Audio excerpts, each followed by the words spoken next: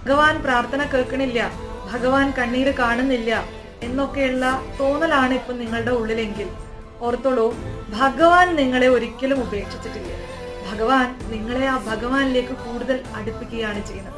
യശോദാമ്മയും ഗോപികമാരും രാവിലെ മുതല് വൈകുന്നേരം വരെ പണിയെടുത്ത് പല കുടങ്ങളിലും വെണ്ണകൾ ഇങ്ങനെ നിറച്ചു വെക്കും.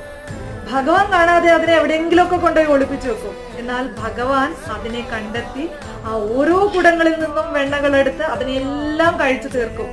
ഭഗവാനോട് യശോദാമ്മയ്ക്കും ഗോപികമാർക്കും ചോദിക്കാനുള്ള ചോദ്യം, അണ്ണാ ഇത്രയൊക്കെ കഷ്ടപ്പെട്ട് ഉണ്ടാക്കി വെക്കുന്ന ഈ വെണ്ണ എന്തിനാണ് ഇങ്ങനെ മോഷ്ടിച്ച് തിന്നുന്നത്? ഭഗവാൻ ഒരു പുഞ്ചിരിയുണ്ട്. ഈ പുഞ്ചിരിയുടെ അർത്ഥം എന്താണെന്നറിയോ? നിങ്ങൾ രാവിലെ തൊട്ട് വൈകുന്നേരം വരെ എടുത്തിട്ടുള്ള ആ കർമ്മത്തിന്റെ ഫലമാണ് ഞാൻ നിങ്ങളിൽ നിന്നും എടുത്തിരിക്കുന്നത്. നിങ്ങൾ മുക്തരാവുകയാണ്.